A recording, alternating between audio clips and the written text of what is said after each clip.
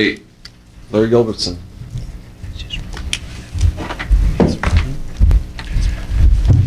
Larry Gilbertson, Department of Wildlife. We've just recently conducted mountain goat surveys in units 101 and 102. In fact, I got the information during a break on a cell phone from the biologist. There's some fairly good news and mostly bad news. In Unit 101, the East Humboldt Range, we had a pretty good goat survey last year, and if you all recall, we estimated we might have had like a 30% loss in goats this year. We weren't sure because we had seen a couple of dead goats out there, but we didn't find a lot of sick goats or anything like that. And so we've been following goats up also. And we had a pretty good survey in 101 in February. We got about 90, which is that's a good survey over there. And he just got 100 2 days ago out of there. So that's good that goat population seems to be doing fairly well still. And there was 77 adults and 23 kids in that sample size, which indicates that the kids are surviving, which is a good sign that there's maybe not much disease or not over there. In Unit 102, on the other hand, we didn't do that well in the winter, and he didn't do that well just now. He got 71 adults and 8 kids. At least there's kids. And it is big country, and they can be scattered, and we have a new pilot, so I mean there's maybe reasons why he didn't get a big a sample as he could have. So, but just looking at these two bits of information, there may have been a bigger goat death problem in the Rubies than the East Humboldts, is what it might look like right now. So we'll continue to monitor that. While we're up there flying, of course, historically we used to do those goat and sheep flights in the summer together because they're in pretty similar habitats when we're doing that. He didn't see much for bighorn sheep. In units 102, saw 9 ewes and 2 rams, a 7-year-old he thought, and a 2-year-old, so a young and an old one.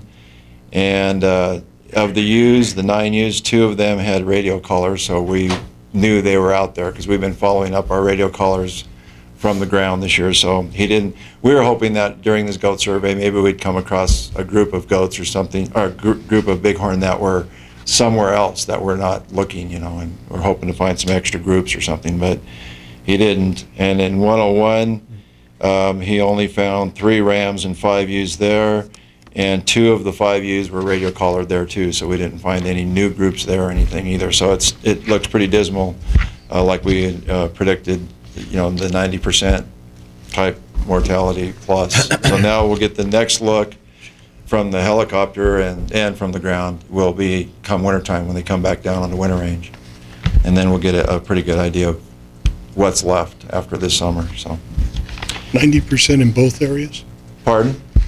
Yeah, we suspected up to a 90% die-off in both units.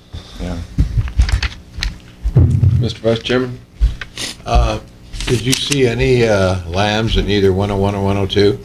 He didn't report any lambs. No lambs. Oh, and typically, you would have saw some, right? I mean, definitely, and that is a sign that often you lose the lambs for a few years at following a die-off.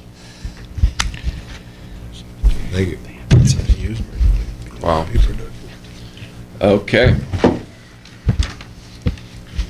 Questions, Mr. Vogel? In the wild sheep, there's no, once they've been exposed to a disease, they don't give any relief to the lambs in the colostrum? Apparently not. What we've been finding out is that for at least 5-6 years, there'll be one of the adults carrying several of the disease agents, and they'll give birth, and you'll see the lambs with the ewes for a while separately, and then like at 6 weeks they kind of group up, and then when they group up, it seems like that's when they lose them.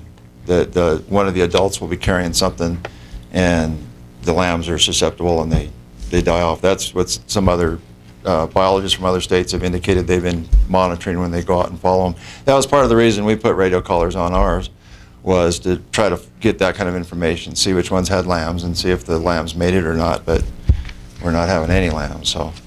Is there any, after a die-off like that, is there any increased predator control to take out predators in the area? They would obviously be a certain amount living on those animals throughout that period of time, and they would probably put more pressure on fewer animals?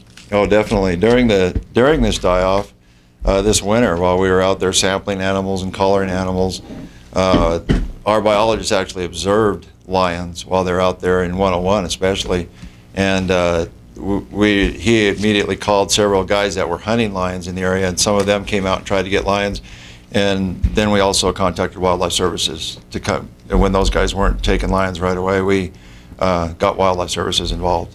So We counted some lambs on Mount Moriah, and there was 41 ewes and 11 lambs. 11 lambs, by the time they get old enough to breed, there's going to be 1 or 2. And they obviously didn't have a die-off. There's some serious issues there that on lots of these places. Yeah. Thank you. Mr. Kevin? Thank you, Mr. Chairman.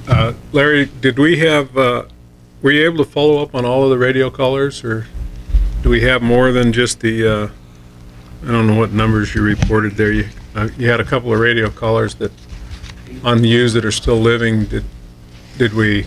Yes, he said that he found, well, I think he found all of the radio callers. We've been following them, and even had students and others taking turns and following them all summer. So he found the callers, and we're down to that. How many? Just, there was, looks like there was 2 on each mountain. Left. Yeah, those are the ones that were treated with Draxxin, correct? Yeah, they were treated and handled in the winter. We collared quite a few then. Geez, we had 18 or 20 somewhere in that range, around 20-ish collared in the winter. So we're down to just a couple on each mountain now. Say about 20 collars, huh? Yeah, I remember we had about that many collared. We were borrowing collars from all over the place and collaring things.